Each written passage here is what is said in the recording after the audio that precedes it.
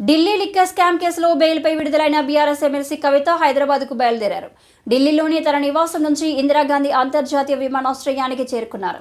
సాయంత్రం వరకు ఆమె హైదరాబాద్ ఆమె వెంట భర్త అనిల్, కేటీఆర్ ఉన్నారు. కాగా శంషాబాద్ ఎయిర్పోర్టులో కవితకు ఘన స్వాగతం పలికారు.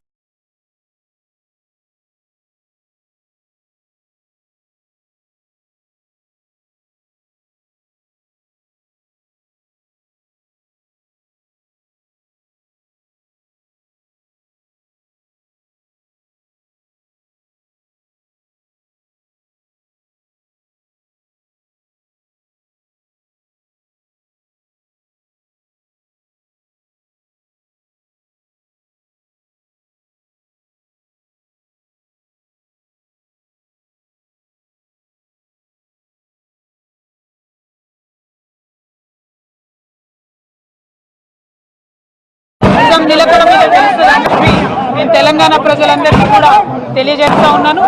ఆ రోజు కోసం ఖచ్చితంగా పోరాటం చేస్తూనే ఉంటాం. ప్రజాక్షేత్రంలో ఇంకా బలంగా పనిచేస్తాం.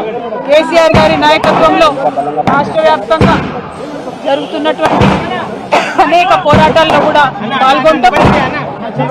అల్టిమేట్ గా ఏ తప్పైనటువంటి నేను కడిగిన ముత్యంలా ఈ అపవాదులన్నిటి నుంచి కూడా బయటకు వస్తాననేటటువంటి విశ్వాసం నాకు ఉన్నది.